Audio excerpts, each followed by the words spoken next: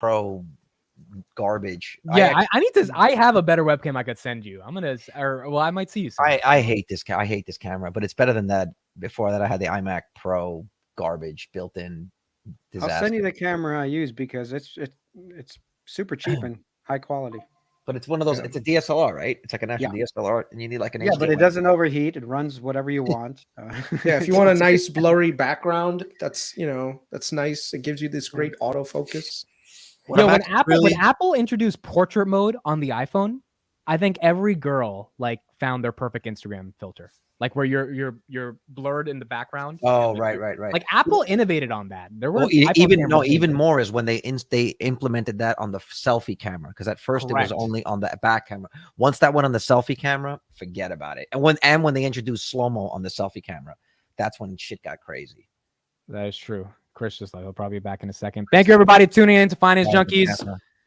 Speaking of, so this year promises to have good quality video. Let's improve a little bit. Right? Let's improve some of the. It's really me. I think I have the worst quality of I think the two of you need better cameras. Dude, but my camera's HD though. My camera's 4K. That doesn't matter. Everything is 4K now. No, yeah, because that doesn't matter. The resolution doesn't matter as much, honestly, as like the latitude. So how much of a difference between light and dark can that camera show without blowing out or going? Well, StreamYard is introducing 4K streaming soon this year. We got an email from them. They're like going to make it a thing. Yeah, but you also need to make sure your upload speed is enough to actually capture that. Because otherwise, there's no point. Are we streaming in fucking 1080p? 1080p, really? yeah. We got 1080p, yeah. Oh, shit. Yeah. I saw a thing yesterday, right when we closed the podcast, StreamYard said, coming soon, stream live to Instagram.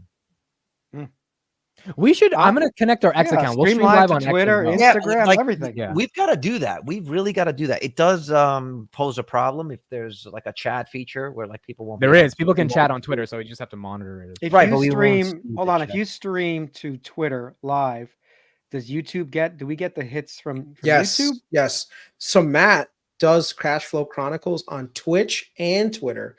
And actually, the comments do show up on our stream. Oh wow, here. That's great. But it doesn't show up on YouTube comments. So it's like if people are talking to each other, it won't work together. Wait. So okay, but what software are you using? Are you using StreamYard? Yeah, he's using StreamYard. Yeah, Matt's using StreamYard. Are you telling us Matt is more advanced than us? I mean, more advanced than AMIT. No, but the problem is then the community is kind of fragmented. Because if chat's not integrated together, that is a problem. It is a little. Yeah. There's got to be. We only have a cinematographer, an editor, someone in healthcare, and then someone who does YouTube professionally. We only have a little content creator. Okay, speaking of content, let's get into some content. Apple stock, folks. Largest day decline in about 8 months, down 3.58% of the day. They lost $120 billion of market cap. The stock went up $68 last year. Today, they lost 10% of those gains, dropping about $6.89. Let's start with KRIS. Was this definitely coming for Apple, or is this a little small bump in the road and they'll be back to $200? I mean, eventually they'll get back. I mean, with the amount of share buybacks that they do, it's not an issue. But overall, I think the market in general is just really, really frothy for a lot of these growth names. So a lot of expectations are just riding way too high. There needs to be some level of a correction. I'm not saying which companies need to be corrected, but from a valuation perspective, Apple is riding on the high side of things. So I'd say it's not necessarily a bad thing to see Apple come down somewhat. And it's not just Apple. A lot of companies actually took some beating today, which is normal. Why do you think that happened on the first day of? Yeah, I was going to say, what do you think about? Well, why do you think that? I think a lot of people realize that now it's the 2nd of January, so now you can actually take some profit. You don't have, if you made a lot of gains last year, you would have had to pay capital gains for that year. Maybe this year they wanted to take some money off the top, but they wanted to wait until after the month end. I mean, after December, so that they could keep it. And I want to clarify one thing. Yesterday, my comments around, long-term capital gains, the way that it works, that it gets added to your income. So if you want 0% capital gains taxes long-term, that means that you have no income, which is why it benefits retirees. Like, there are so many tax benefits to when you retire. I think it's sometimes a little bit too much. I think retirees right now have so many goddamn benefits that that Guys, we like normal from now workers on, don't. I'm going to self-identify as 65 years old. I thought it was. I thought it was when you retire. You have to have 40,000 or less before you don't get taxed on it. After that, it's just standard. As a single person, as married, it's like 90 something. So, and not to mention long-term capital gains anyway are better than short-term capital gains, even if you do work, because long-term capital gains, I think almost up to like 400,000 or up to like, it's only 15% versus if you have a marginal tax rate of like, let's say 27 to 37%, you're pretty much going to be paying 37% on those taxes, you know? So I have a question. If your income bracket. Right. If Florida doesn't have state income tax, or Texas or Nevada, if you get capital gains in those states, you don't pay any state income tax on those. Because that I'm not sure about, but the taxes that you're paying, you don't pay state income tax. You don't pay on well, you still have to pay federal, yes, right? But you don't have to pay in Florida and Nevada and a couple of other states, Texas. You don't, but how they get you is they have variable property taxes, which I've looked at the numbers. It comes out to about the same. Well, so like right in now, in Jersey, it doesn't. It's the property taxes here are insane, and they tax you on top of it, which is insane. Well, that could be worse, and it might be worse in like the more populated metropolitan areas. But like I looked at comparable houses of mine, say in Texas, the property taxes are about $15,000, and state taxes out here are about $20,000. But right now, my property taxes are like $9,000, and when I moved in, it was like $6,000. So it's starting to get up there, which is starting to eat into any of the gains. This is a whole thing that we talked about when you weren't available, Vitaly, when I was really pissed that my property taxes just shot up based on a visual assessment that somebody made of my home. Yeah, that happens. Yep. And it basically is now I'm making 1 or 1.5 more mortgage payments per year because they assessed my home at $106,000 more than what it was, what I had bought it for. And so I did the math on that. And if you just say I live here another 10 years, if I live here another 10 years, whatever they think I paid for the renovations, I have now paid them that money. So whatever they think I would recoup on the appreciation on the home, I've now paid in taxes. Yeah. It's ridiculous. And the homeowners out here are pissed off because they're like, you're basically. Well, do they do it every year? Or they do it every 5 years? Every year they reassess every property, every single property. I see that. Yeah. And I didn't realize who it was. And, when I went back and I thought about it, I was like, oh, I know exactly the day that they came. They come with like a tripod, and they sit outside your house. They take a picture, and then I'm sure they're comparing it to pictures from last year. And I've done work on the house before, but it's the first year that I did something that you can see from the curbside. And once that was visible, boom, they got Amit, since you're a content creator, you should honestly be moving to a state for domicile purposes that has little to no capital gains taxes on them. Like, I mean, see, some people they work in California. They have to be there. Like Vitaly, he works in New Jersey because there's studios and stuff. But I mean, you look at California and New Jersey, look at these state capital gains taxes, almost right. Versus if you go to the bottom here, like Texas is 0, Nevada 0. I mean, Jeremy from Financial, he's not going to pay. Dude, but I would never live in Nevada or Texas, dude. I can't. So you guys probably don't remember, but I was moving to Texas strictly from my crypto gains because I didn't want to pay taxes on it. I didn't want to pay taxes. I actually had almost bought a house in Texas. I made a deal and everything, and I would have saved a fortune. Honestly, it would have been a fortune. The only reason I didn't move was because the HOAs there are horrific. So if I found another situation, we probably would have been living in Texas. And I would have there's that, but there's also the rule that like you can't just move you have to be living in that place for. No, I was preparing. I was, and I talked to the accountant and everything. You have to be out there for a year before you can be exempt. Yeah, you can't just like move a month early, then sell, and then move back. I think it's like 6 months. That's at least my 6 months of the year you have to be living. My accountant said it was gone. Yeah. But would you have liked living in Texas? Oh yeah, I wouldn't mind it. In fact, we found a nice house. The areas there are fantastic in Dallas. Absolutely would have loved living in Texas, but it didn't happen. And instead, whatever, I had to pay the taxes. That's what happened. The HOAs there are the worst, by the way. That's why. That's what killed the whole deal. The HOAs, and they hate solar more than KRIS did. There was either a TikTok video or something that showed up on X of this new school that they built in a town called Prosper, Texas, and I was so impressed with it that I was like, Prosper is a really nice town, yeah, bro. and the houses that you get. Like I looked at, okay, what for the value of my home, just 1-to-1, what would you get? I'd get 5 bedrooms. I'd get a 4-car garage. I'd get 7 acres, a barn. I'd be like, oh fuck. Let me tell you how good it is. Okay, deal. so my parents in Brooklyn. I don't know if anyone knows what Brooklyn is, but you get 25 by 100 houses in Brooklyn, right? So it's not a lot of lot. You know, you have a tiny.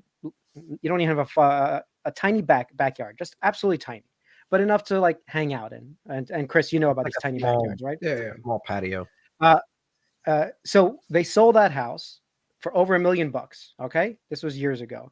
What they did was invest in several houses, and one of them was in Texas, which only cost like 450, 500,000.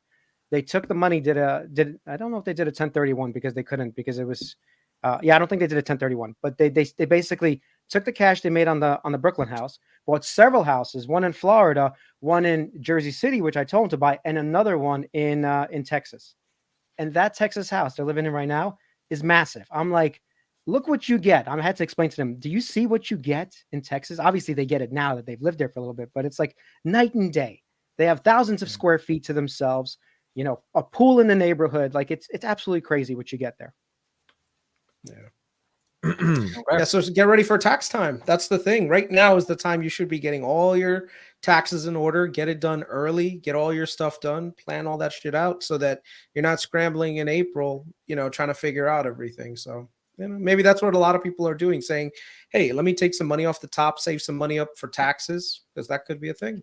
You think it's a dip that turns into something a little bit bigger with some bad data that comes out, or maybe? You never know. I'd like to get your take. I'd like to get your take on the official reason why the stock sold off, like what the reasoning behind the sell-off was. Barclays put out a report. Barclays put out a report, downgraded them, right? And then Less iPhone sales. That's less iPhone sales, which is not that unreasonable, quite frankly. They might be wrong, but it's not that unreasonable. It was a lowered guidance on the continued growth of the services. So last year they were up 48%. Let's just say 3% down is they're still up 48% like over the year. In addition to that, they grew the services revenue double digits for the first time. It started to get back into the double digits. So now they're having lower guidance where they think it's going to be, say, 8 to 10% services growth, weakening iPhone 15 sales. But the big thing was that they were saying that they don't see the iPhone 16 being able to have any features, both in hardware and software, that would make it compelling. Yeah. And so that was what I wanted to get you guys. Well, I just spent $3,300 on a new laptop, so there you go. They got my money. They got my money too. I got the M3 14-inch and the M3 Max 14-inch. But the Pro or the it's the Max. Yes, it's past the Pro. So there's the Pro, then there's the Max. No, well, that's the processor. But I'm saying, did you get the MacBook Pro or the MacBook Air with that processor in it? No, it's the MacBook Pro with the M3 Max chip. Right. And there's 2 levels. I actually did not get the Uber level, which they charge you crazy amounts for these upgrades. Like to upgrade RAM, I think Louis Rossman even had this video. It's the biggest. It's like $400 to upgrade 1 terabyte of RAM. It's the biggest. Or I actually bought instead. I know it sucks, but I have a USB-C to a 4 terabyte drive, which is just as fast as their RAM, and tests were done, which is fine. But so now I have 4 terabytes plus the internal 1 terabyte. Oh, right. So you're saying not upgrade the RAM. You're saying upgrade the hard drive capacity. The SSD. Okay, right. The SSD. How much RAM did you get in it? How much actual RAM? I think it's 16. No, it has to be more than I have 18 gig. I got to have 32. Then it's 32. I think it's 32. You got 32 because it's like it needs a minimum amount of RAM per core. Yeah. So. I forgot how many cores. It's a lot of cores. This is actually the M1 I'm on, not the new one. The new one's downstairs, but the M1. And the thing is, like, I'm using it for daily stuff. There is no reason for daily stuff right now to upgrade. I only did it for like the film stuff, but like I see no difference, which is a credit to Apple actually. How good the M1 is, that I see no difference in productivity from the M1 to the M3 when I'm not doing high-end compute stuff or film stuff or 6K footage or things like that. Can you guys speak on that, all three of you? Because that is a really big issue I'm seeing. I don't know how the iPhone 16 is better than this. I really don't. And so I don't get where they get that growth from unless it's services, because it just can't be the hardware. Services. It's going to be services. It's services. I was actually really happy to hear that this stock has come down a bit, not only because I think this is a good accumulation point. Number one, it's also nice to see that even a company of that big can can show some weakness, that there is like an Achilles heel. But I also think it's good for the company, because I do think part of what the Wall Street analysts were complaining about is that Tim Cook has a very much of like a business as usual sort of mentality. And I think, look, even though it was 3%, even though it's only 3% of their overall market cap, $160 billion is a lot of money. Like if Tesla lost $160 billion in a day, it would be devastating. If Palantir lost $160 billion in a day, they would be in so much debt. They don't have $160 billion. it'd be horrible. So I think it was good just to say, you can't just continue to, don't get complacent, guys. Like, right. But I also think in February, they're supposed to have the official launch of the Vision Pro. And then along with that, an app store. Fuck Apple. So, fuck Apple. We're not streaming that. Listen, we're not streaming that. Fuck Apple. Not streaming it. We're gonna do it with hand signs. But I do think it was like demonetized. Yeah, I'm just gonna do it all. So Chris will be like, I'm just translating what Apple. I don't know. Once again, I think it's a good product, the Vision Pro. I just don't know how many they'll sell at $3,500. We'll find out. Oh, I think they'll sell every single one. And I thought I was. They only make 10. Yes, they'll sell every single 100,000. But talk to Tanner. He's like, no, they're going to sell 400,000 units of these things. And you think about how many iPhones. But Tanner hates Google. He's biased. He does hate Google. Okay, so then split the difference. Still 300,000. Everybody go. Everybody go on Twitter right now and say fuck Apple. Hashtag fuck Apple. No, there's one thing I just want to point out during Verizon's conference call. One of the things that's been dropping off, and a lot of the carriers have actually been doing a lot less of this, is doing equipment promotion as part of their sign-up deals. So if you look at the equipment revenues for like Verizon, T-Mobile, AT&T, they've actually been going down, because now they're just like, screw this, we're not doing on any of these new phone promotions, and maybe that's actually stopping a lot of consumers. I see these promotions still. I think MIT got a promotional deal for iPhone 15 or something. Yeah, but I haven't asked for it. I actually inquired. Yeah, I got a good deal. I did the same deal, but the deal locked me into a 2-year upgrade cycle. So, I mean, I'm technically now eligible for it. I think I'm on the 14 or the 13, whatever. But also, to Amit's point, I think that Apple is kind of a victim of its own success, in the sense that the fucking iPhone 14 or 13 that I have is so damn good. Like, it does everything that I need. The hard drive space is great. The camera's amazing. There's really no incentive for me to upgrade. Honestly, there really is no incentive. There's no for reason me to upgrade. Even this MacBook Pro, this MacBook Air, it outperforms my old iMac Pro. It outperforms my old MacBook Pro. Like, until they make software that really iPhone 10.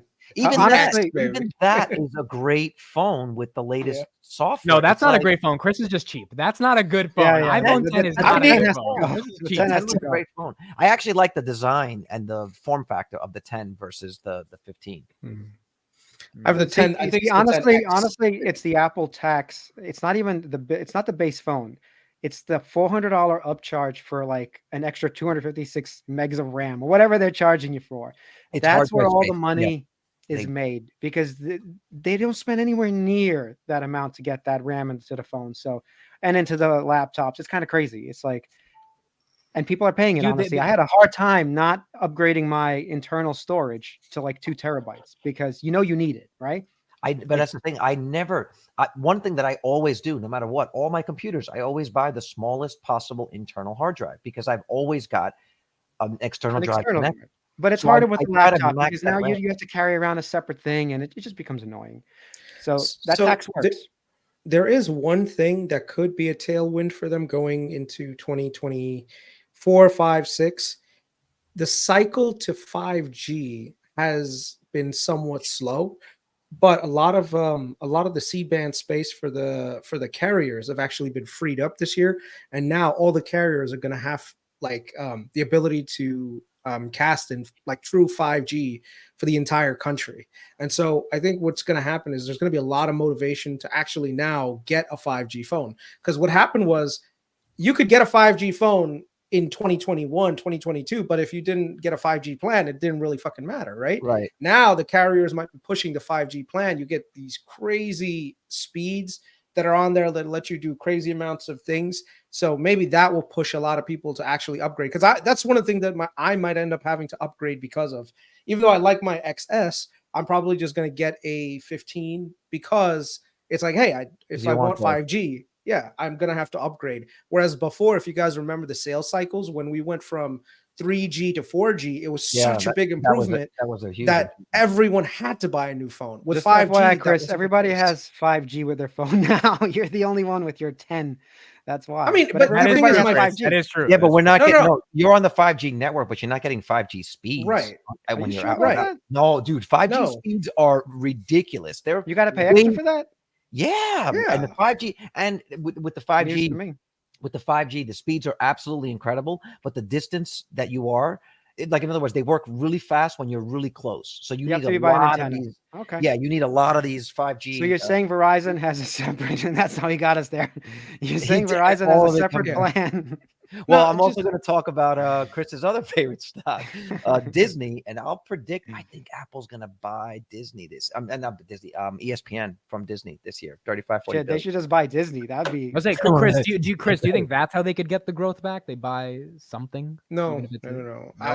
First, I don't think that anyone's going to buy ESPN like that for one reason. You know, the value of ESPN and everything else is the licensing from the sports leagues. Right now, ESPN has to compete against the other major guys to get those broadcasting, those streaming rights.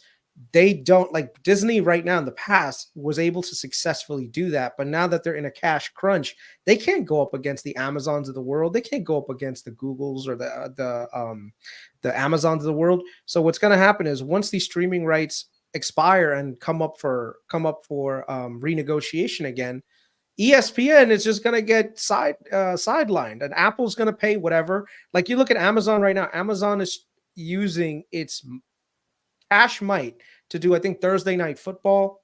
What do you call it? With Google, they have Red Zone for YouTube TV. So all of these big guys are consolidating. They don't need ESPN. ESPN is going to die its own death if I think in the future. So I don't know. I'm not the biggest fan of that. I'll go out there. I'll go out on a limb and make sort of a sort of prediction, right? Or a pseudo prediction. I really think that the Vision Pro is the success of the Vision Pro is more important to the success of Apple moving forward than it may seem. In other words, in order to keep Apple from basically plateauing and just becoming your average value dividend buyback stock, it really needs to be a success. And what has always made those things successful? Like even when they introduced the iPhone, it's been like a killer apps for it that people go, I got to have it, right? And I think ESPN would be a killer app for the iPhone, where if you look at the way that people are with gaming, right? Like people love gaming, right? So you go out and buy a PlayStation, but then you get these crazy fanatics who like build rooms and they get these chairs and they get these monster screens. And I think you see a lot of that sort of dedication, especially with people that love sports. And if you've got a way that someone can experience sports that differentiates yourself, and you've got an exclusive deal, say with ESPN, where you've got the Vision Pro and they've got these new, these fucking Vision or VR cameras set up around all these sporting events where you can be courtside, you can be front row at the US Open, you can be right there on the field. I do think that that's something that will draw the people in and become sort of a gateway to get people into the Apple ecosystem and help make that product a success. And I think that's necessary. They need to build that next S curve, the new product with the new app store and the whole services behind it. Well, what if it doesn't work? What if it doesn't? Well, hold on. Let me give a little bit of a side thing. The problem with the ESPN purchase is that Apple will put it under Apple TV, and then you have to have an Apple device that excludes everybody else, unless everybody switches to Apple devices, right? Because there's no way to access the service. No. Because the whole point be on the. No, I have Apple TV on. I'm saying, yeah, you have Apple TV. Oh, you're saying you have it on your Roku? Is that what you're saying? Yeah. I have it on my my Google TV. Like my TV right now is with TCL, and I have a Samsung. But we could just download the Apple Plus app and use that. So there's no. So they're leaving it open. So basically, you don't have to be an Apple subscriber. You're saying even now. Now, now the Apple TV is more like all of those other boxes that basically collect the streaming services. No, then that's good. Then actually, that leads credence to what you were saying. That I'm asking myself, like, if you think about like what else are they going to do with it? what else are they going to do with this thing? I mean, if you think about the amount of time and effort that they have spent to make these relationships with these other companies, especially even on the content side, like Apple TV Plus or Apple Plus, whatever their streaming services, it's not important to them. But if you think about how you could potentially monetize that and create a new user experience, a new way to do this. And I've spoken to people, I'm not going to mention who it was, but I've been told that Apple is actually, all the shows that they did, all of their original programming on Apple, on Apple TV Plus, they've already filmed them with the Vision Pro in mind, and so you'll be able to go back and experience. Yeah, this is what I'm hearing, is that they've already done that. And they expect to like re-release these. So whatever it was, what was that show with Jennifer Aniston? So you really think they can get into the eyes and ears of consumers and get them to not look at a TV but wear the headset? Because that's the end game. If they figure that out, that's the end game. Yeah, and the thing is, I don't think Apple has never they're not the #1 phone sale in the world, right? Yeah. They just want to get their core people, or a percentage of those core people, to switch over and create that feeling of FOMO. I mean, part of what sold the iPhone was just the image of it, right? The iPhone, the iPod Shuffle, all of that was like the white headphones, the advertising. And I think they're going to make it one of those products that everyone just now wants to have, like the Beats headphones, whatever, And so their partnerships, their advertising, their partnerships with celebrities and companies, I think that they've got a good shot. But I also think that they need to make it work. I'm looking forward to you buying your Vision Pro. That's what I want to see. The day that I can, I'm going to buy one. I want one. I'm looking forward to this. Thing's all about.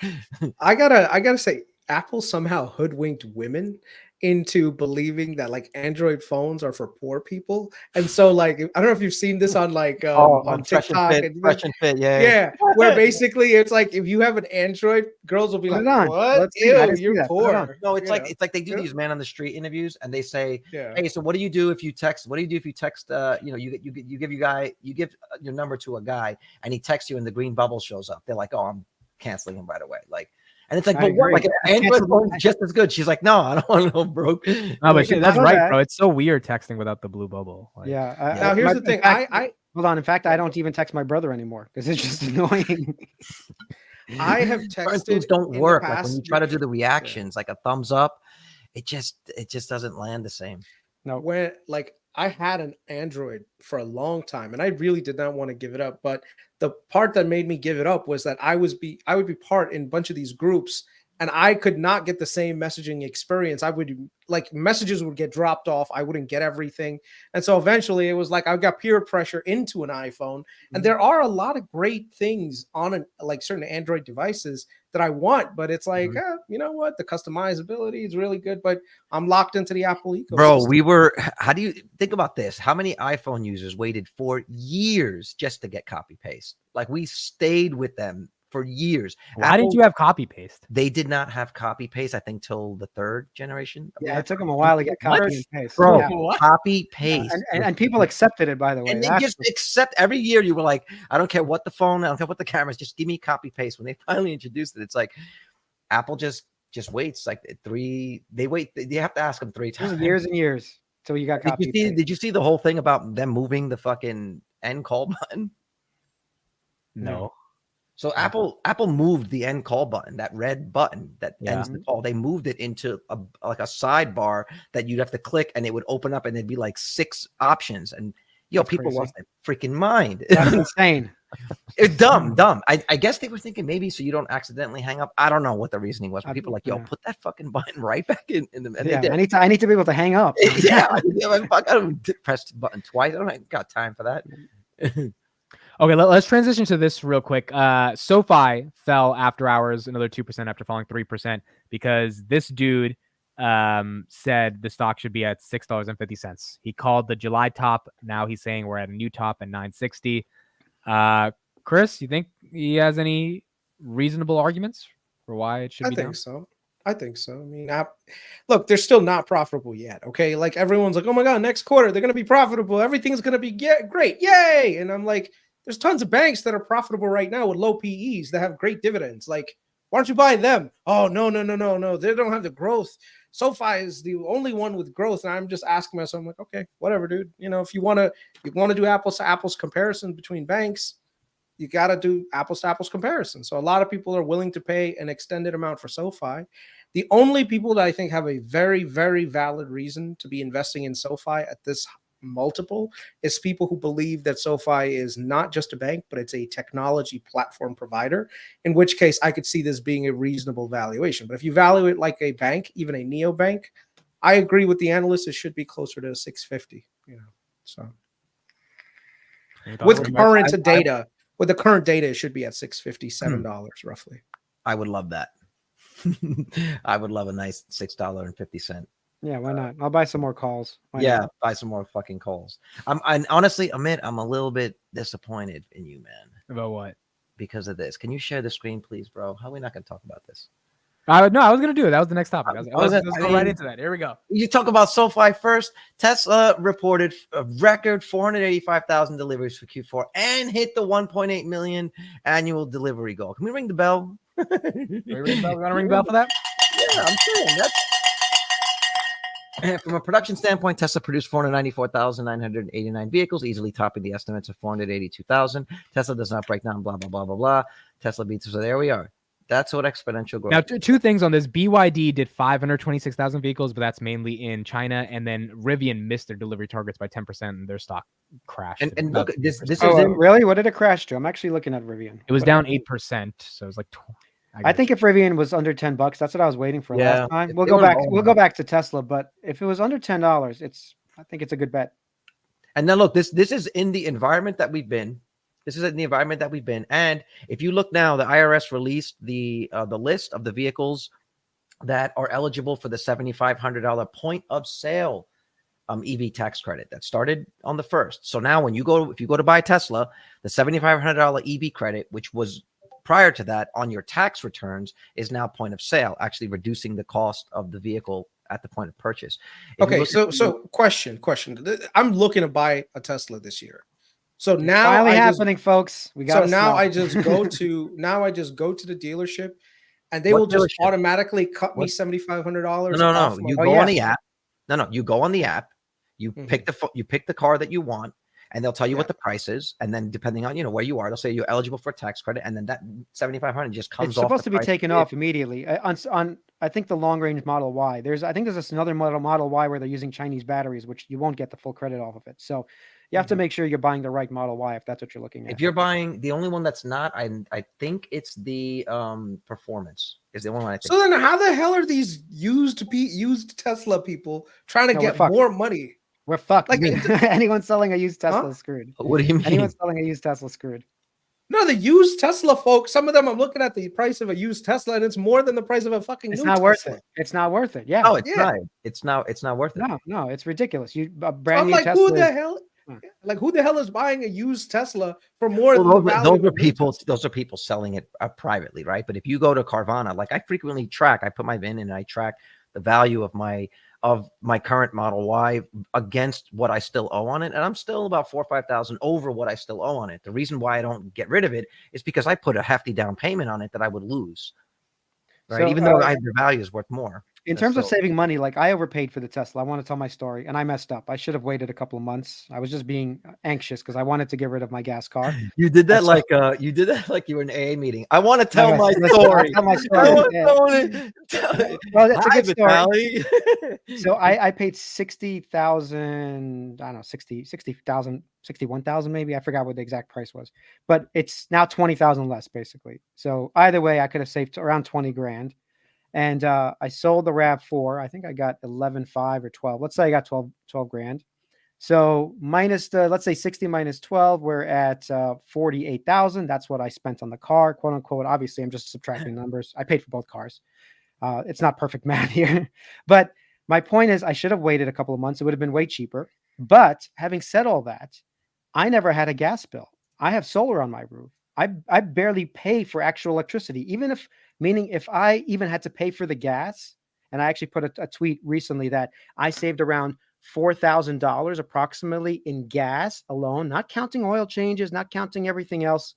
So I'm rationalizing it to myself, but I should have waited a little bit, but still there's all these savings that are coming from having the EV plus having the solar on my roof that my costs to fill up a 300-gallon tank are under $5, to be honest. So somewhere under there.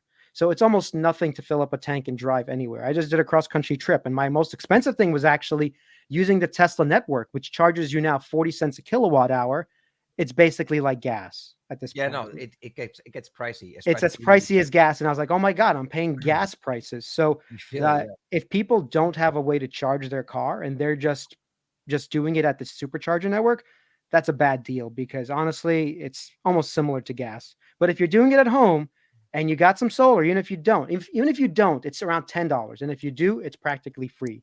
So all of these costs, even though I overpaid for the car, I don't have any more gas bill. Okay. I also don't have an oil change. Like, it's ridiculous. All these things that just go away. I haven't replaced whatever other fluids have to be replaced in general maintenance. Have you done that, Carlos? Besides just window washer fluid, that's about it. That has to be replaced. Which just gives me the warning every time. So there's all these savings that happen with EVs and brakes. Let's not even.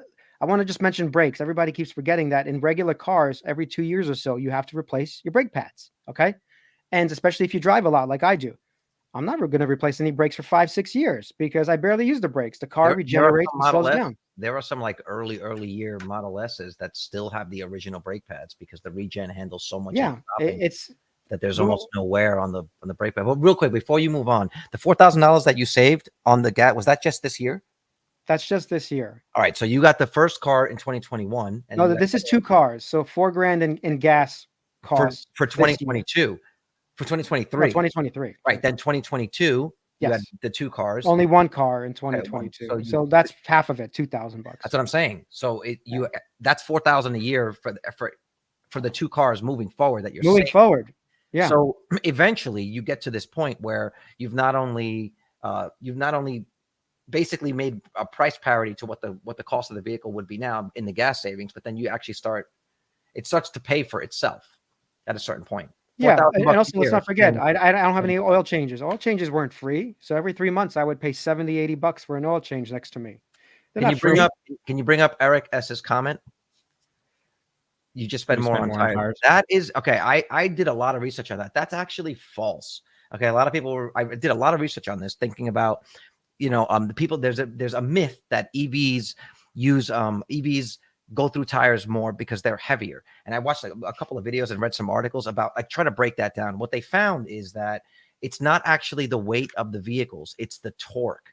So a comparably equipped like Porsche in the same category as say a Model Y will go through tires exactly the same as say a Model Y or a Model Y Performance, simply because the tires have more torque and they're wearing. So they did comparisons between like a Model Y, say even in chill mode, which is like standard sort of acceleration. So basically the tires are wearing because they have more grip, and the EVs are better at gripping the road. And in general, I would agree too that you are harder on an EV because you want to be, because you can be. You just want to feel that instant torque. So it's more about people's driving habits than it is the well, I agree with you. First of all, like it's right, driving habits. Prince, I'm telling you, it is a myth. They don't run through tires faster because they're heavier or because of batteries. It's because of how people drive them and because they have more torque. Period. Yeah.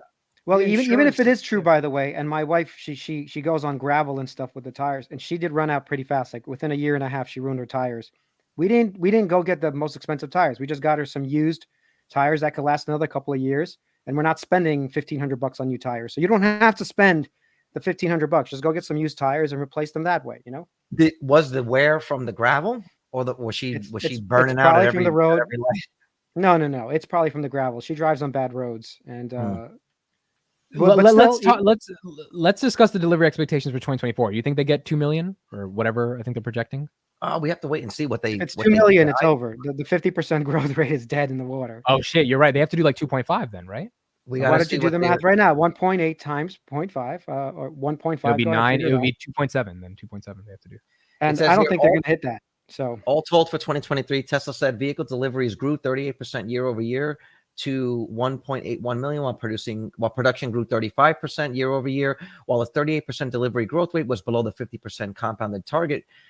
Tesla said that it could not attain that goal because of factory shutdowns and improvements that had occurred in Q3. So what my takeaway here is this year is actually more important than last year for the company, because now you got all those excuses out of the way, right? You've done your factory upgrades, Cybertruck is out. So now what's this year about? This year is about, you got to announce a new factory. We got to hear the $25,000 vehicle. We got to get a good update on Optimus, which was interesting. There was a long ass post on the Tesla Optimist X account, and they were saying that pretty soon they're going to start to actually talk about the production lines for this thing. So it's interesting to see how fast this is actually becoming a product. So we'll see. So, that, but if they don't, is there a certain number? Because if they don't get to a certain number, like of deliveries to 2024, gotta see what they said 50%, right? 50%. So take 50% and add it to the 1.8 and say 2.5 or 2.4 or maybe even 2. Yeah, so the 2.48 jittery. 2.48 million euros would be 38%. Would be replicating it. Yeah, would be 38% growth this year. So. What do you guys think of BYD? Any thoughts on them doing really 526,000 was pretty amazing as well. They were just mainly in China. They're going to sell more cars. Why does that matter? It just doesn't. Yes, they're going to be the low end provider of their shitty fucking cars. So, okay. And I'm not sure. I don't think they're. Would you rather have the Apple model or the Android model? So no, I agree. I'd rather have a Tesla. I'm just saying there's 520,000. No. I'm saying the Apple model where you're paying more for a better product. It does more things. Everybody loves it and aspires to be in it, or BYD, which is like the Android of the ecosystem, which is okay too. You can make a lot of money on Android. Yeah. I think it's an unfair comparison, to be fair. I mean, Apple, when it comes to this iPhone, there's some personality to it. There's certain ecosystem lockup. I don't necessarily think people think of their EV or their car and its camera's down. Yeah. Well, I mean, internationally, I would say that the adoption per BYD might slow Tesla down. It's definitely not going to take like Tesla out. Like, it's not a Tesla killer, but it's going to have. Who's deciding? You know what? I'm going to get that BYD instead of that Tesla. A lot of people. I think outside the US. Outside the US, trust me, those BYD if cars it's a price thing, then you're always going to pick BYD. They're always going to make it cheaper. No. The features on BYD's cars are pretty good too, man. It's not as I don't think it's nearly as cookie cutter as for us as Americans. I think for us as Americans, first of all, we don't have access to the Chinese car, so there's no comparison. When you're in the Australian market, you're in the European market, you're seeing Chinese companies take a lot of market share over there. So even if it doesn't necessarily impact Tesla like too much, it does keep some level of competitive margin pressure on them constantly. Can you bring up a Studia PhD? I don't think they worry about BYD at all. I don't even think they're thinking about them. Tesla needs to open deliveries on India and reduce at 644. Well, that's another thing. The whole India thing is another thing. 644. He said BYDs are cheaper, less margins, etc., but they're sexy. Not going to lie. And that's true. They found a way of making the car look really cool. It has a really nice curb appeal, and they have the right sort of futuristic type features, even if what's under the hood is not as advanced as a Tesla. You just want a car that looks nice. Even if you look at like the revamped Prius, I've seen them on the road. They look great. They look good. None of the stigma that you have when you're driving the other, the other one, that boxy sort of like hatchback looking thing. They just look like nice cars, and people want to feel like they're driving a nice car. So BYD's fine. But again, what I'll say is the same thing that I'm saying for this year. Now that the Cybertruck is out, we have to see if people are choosing that vehicle over the Rivians, over the F-150, right? I'm not even considering the Hummer. We have to actually see that that's happening, and that will tell us that there is a demand for a Tesla in every vehicle category. If they announce a $25,000 vehicle, and if they can get it, and when they get it on the market, that's when you'll actually see the comparison. Because right now, to Vitaly's point, sometimes it comes down to this is the car that I can afford. I want to buy an EV. I don't want to be on gas anymore. They look pretty good. I'll buy that. And sometimes it's a stopgap vehicle where you say in a few years, I'll turn around and sell that when I can get a Tesla or when they have one in my price range. It's just that simple. You can't compare. No one's aspiring to get a BYD. You buy it because you have to. That's it. It comes with a hockey mask to hide your identity. And also the safety aspect. And everybody glosses over it, but Teslas are the safest cars. Once you get your Tesla and you're actually using their systems that prevent you from crashing and being an idiot, I use it all the time, honestly. Besides the auto steer, just the systems of when you're turning left, the car will stop you from turning left because it detects other vehicles. There's all the things that are helping you out. Is that a fair comparison? I mean, have you driven a BYD? Have you looked at the safety? Have you driven a BYD? No, it's I not. haven't, but No, I haven't, but that's what I'm trying to say.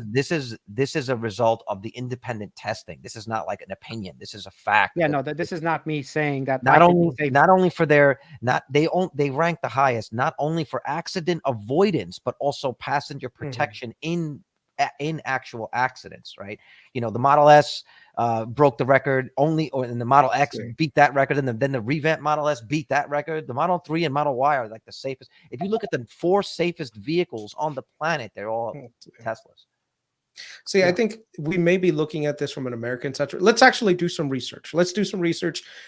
Let's see what the crash comparisons are and actually compare some Chinese models. Because I think we're saying it's the safest car because we as Americans are only have access to them. But if you did a comparison against the Chinese, is that really the same thing? Like have crash tests been done outside of the US and they've done Tesla versus Chinese companies and shown the results? I'm sure there's crash tests done in China, but the problem is they're not being done in the United States. So let's wait till BYD gets their cars over here, which they will. Their buses are here right now. So their cars are coming, and then you'll get those tests. They have buses in the US? BYD makes a lot of buses, yes. Yeah, Ray at 648, it did break the test machine. The machine that tests for hood compression, like what it would take to compress the hood, one of the Teslas, I think it was the S, broke the machine that tries to crush the car. From how I understand the story. And the Cybertruck, if you look at the crash test video of the Cybertruck, I mean, that thing got hit with a 3,300 pound sled traveling at 35 miles an hour, and literally I don't even think it twisted the frame. If you just replace the door panels and some basic cosmetics, the truck would have been able to drive again. That's an impact that would have totaled most vehicles. So can you share this thing really quick? So the Europeans, they actually did do some tests for BYD. BYD wins 5-star European safety rating for its electric SUV. So it's not like these things are complete like just junk. I think the same things that we might have said about like Americans, we sometimes we have this very like Americanized worldview where a lot of the American car companies in the 70s and 80s were like, oh, these boxy little cute things from Japan, they'll never be anything. And they eventually, started to really take a lot of market share. And this is the one thing American car companies should not do, is sit back on their laurels thinking the Chinese are no competition. They don't know what to do. They don't know how to build cars, and just leave them to their own devices. I don't think Tesla's doing that. We're only talking about Tesla. We're not talking about Ford here. So Tesla is not sitting on their laurels. No, I agree. But I'm saying even as consumers, for us, like we shouldn't just say, oh, anything that comes out of China is complete shit. Because over the years, their technology has been innovative, and they are doing a lot to keep that going. I think one of the reasons why, and this is, remember, we did an episode like almost a year ago where we said one of the reasons why China allowed Tesla to come in at such a favorable way was that access to the tech. Exactly. And so a lot of that tech is now being adopted in China by their own local EVs being used to manufacture their cars. Tesla also opened their patents. They want people to follow their lead, and they did sort of do a white paper and send it to all the other car companies on how to do 48. Well, he's ignoring the software part of the car. That's the safety part too. Yes, let's say the car frame itself can withstand the same forces. You could be right. There's a software component that is important and not insignificant and takes a lot of talent and 10 years of developing, which Tesla was doing, not the other car companies. They still have time to catch up to that. And also keep in mind, to that point about a 5-star impact rating.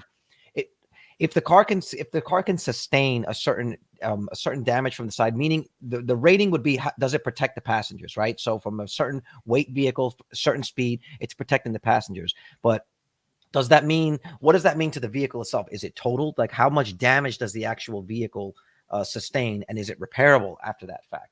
What they have found is that the Teslas hold up better than other vehicles in the same class in terms of the damage to the vehicle, and they saw that no clearer than with the Cybertruck, where an impact that would have destroyed most cars was essentially mostly cosmetic to the Cybertruck. So you would actually be able to put that vehicle back on the road again. Right. I think Arlie said it best right there. That comment. Yeah, that's exactly what Tesla is doing. Car crash test is crash avoidance. Exactly. That is not what everybody else is doing at the same level they are. So this is a big thing you're ignoring, Chris, actually. Well, I'm not ignoring. I'm just saying that these are the things that you have to remember. Consumers are going to look at, but they're not going to look at it to the degree like, Tesla seems to be getting into less accidents than the BYD car. No, everyone looks at the most cosmetic data points to make the justification for their purchase. So I think overall, Xi Jinping and the Chinese were smart to allow Tesla to come in because what that did was, number one, it brought a lot of that technology from Tesla, but on top of it, it trained a lot of engineers in China on how to actually manufacture EVs properly and everything else. And guess what? I mean, I'm sure engineers that worked at Tesla probably left and said, work at BYD, work here. I mean, it's the same thing that the Japanese did at one point too. You guys remember the Japanese allowed a lot of foreign countries to invest in Japan and get in, but then they adopted the technology, carried it out themselves, and then innovated on top of it, and then built entire industries off of it. So. Can you bring up ET FaceTime 653? I agree with him. He's it is on spitting on fire. All right. I'm just concerned if those delivery numbers. I mean, you can project what their earnings are going to look like for Q4 now. It doesn't look like their earnings are going to crush in Q4. January. It all depends on what their input costs are. But I mean, it's not like those have changed dramatically from Q3. In Q3, it was bad. They do change. They do, and you have to understand part of why they shut down the factory in Q3 was to make those sort of improvements to continue to drive the costs down. So even in other words, look, they could still be making the same amount of money per vehicle at lower price points if their costs come down. Well, there is one good thing. You look at lithium carbonate prices; they're freaking crashed. They're back to 2000. Why? What? Why? What do you mean? Why? It's just a lot of production and not as much demand as people were projecting. Because inflation is dead. That's why. I mean, China's PMI was up as well this month, and no one expected that. Okay, so you're saying the input costs coming down, that means that their margins just get better.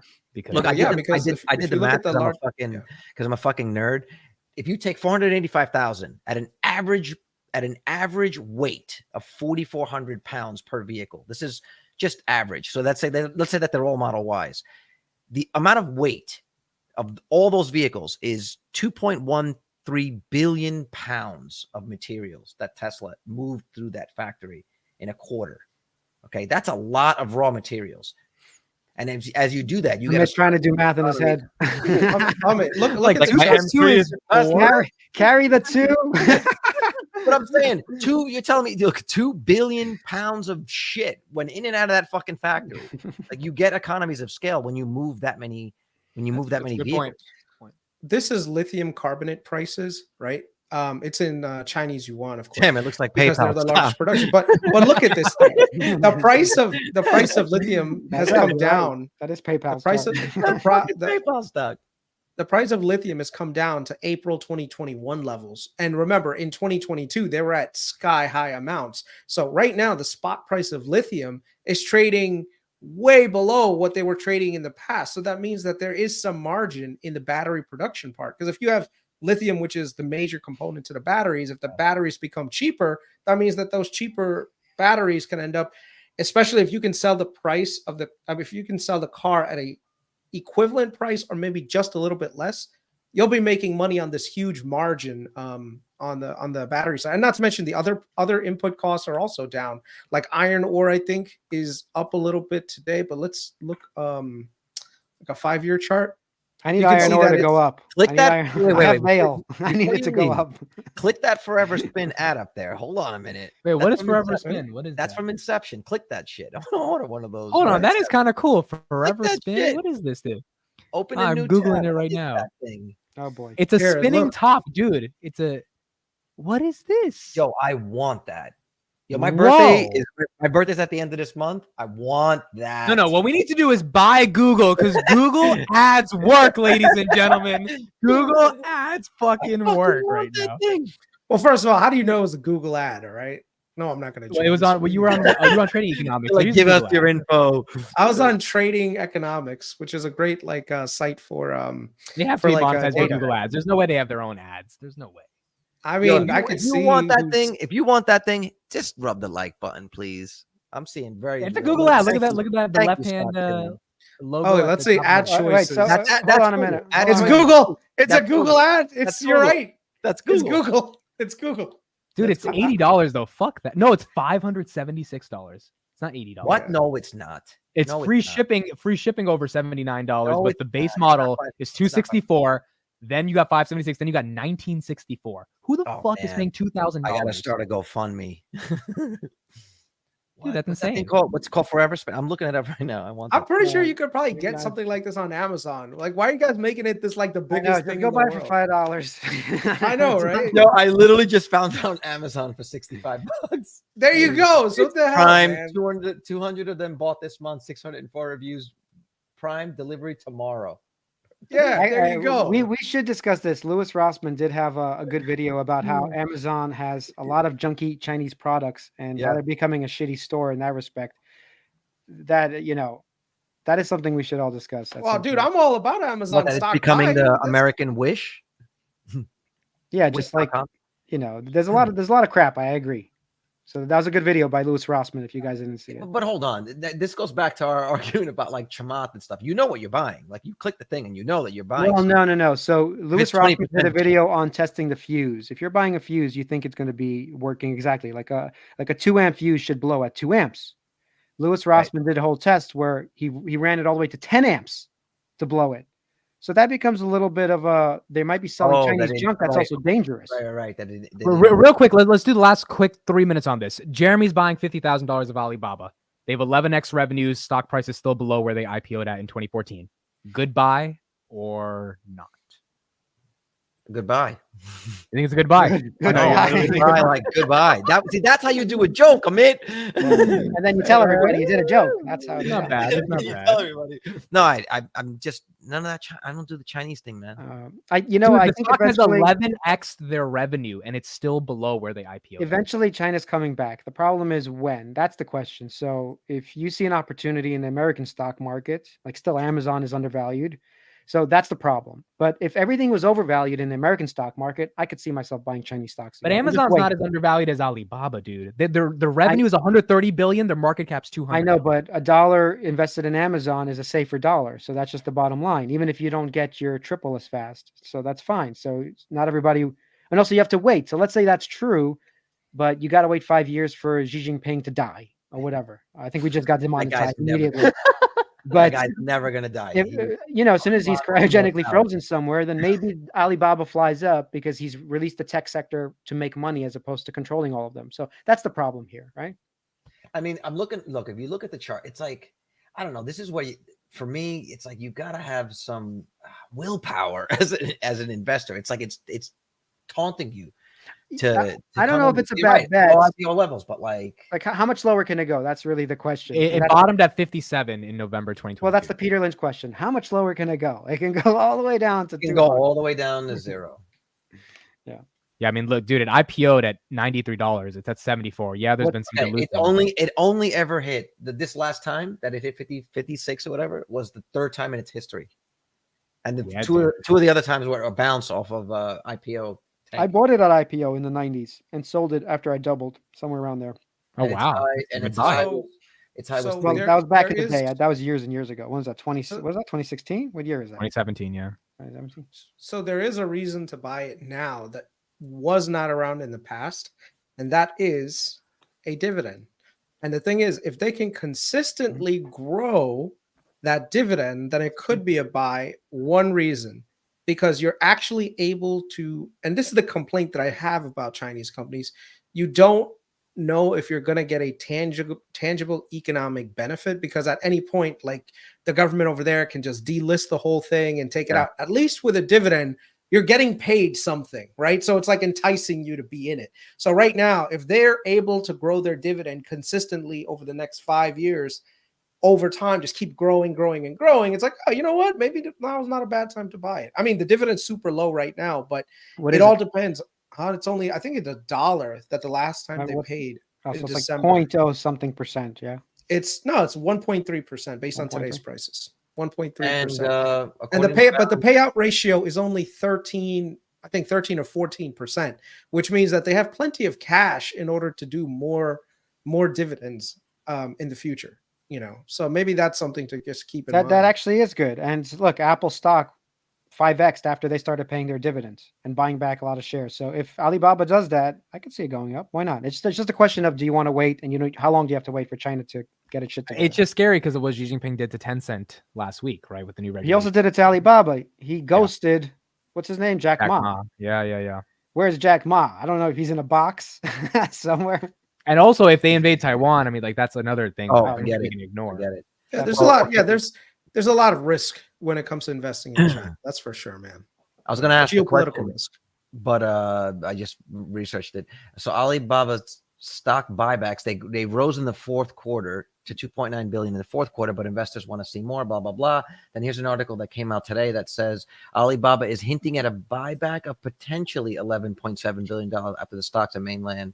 After the stocks in the mainland and Hong Kong retreated yesterday in post-holiday trading on China's economic woes, the e-commerce giant revealed in a statement that it repurchased a total of 879 million ordinary shares at 9.5 billion, including 9.2 billion last quarter. They're doing all the right things in terms of trying to be fiscally. No, but that's the KRIS's point. The problem is China. That's the KRIS's point. The point is, like, if you're going to invest anything in them, strategically, what I would do is say you put 10 grand in there, try to get that dividend and try to get those buybacks to pay that back. Then you let the rest of it ride. Then you just say, fuck it, whatever happens, because I've already made my money back, or whatever it is, right? You just get some free shit. Either way, if anybody does it, and I forgot what the statistic was, but how much money left China over this last year or two? Like, it's just massive amounts of American investors who are just, or foreign investors who have left China completely. So you need to, this could be the bottom, that's true. But then you got to convince them all to come back. So once again, it's a waiting game, right? Do we not have 100 likes on this? Wow, we don't. Yeah, that's it. End of the show. Likes. Please, can we get 100 likes, ladies? Wow, 89 likes. People don't what like it. Please, before you leave, just hit that like button. It would really help us out. As a side note, I think we should end it, but I watch videos that my kids watch because I got to see what they're looking at. They're watching Gorilla Tag videos, like 13-year-olds playing, VR and whatever. And in their videos, you don't understand the amount of times they say like the video. We're trying to hit 13,000 subs playing Gorilla Tag. Yeah, they make it a game. They make it a game. Yeah, they make it a game. We're trying to hit 13,000 subs today. We're trying to hit 14,000 tomorrow. Vitaly, we're talking to sophisticated investors. We're not talking to little, How come they're making more money than us? That's my question. How come these kids are fucking killing it and have hundreds of thousands of subs playing some game? And here we talk for hours of nonsense. We can't even get more than 89 likes. Dude, no one cares about stocks compared to Roblox or whatever. No, I think it's Junkies saying 100 likes, and Vitaly, you got to prove you have feet. Oh yeah, Vitaly would do it. Oh my God, there we go. There we go.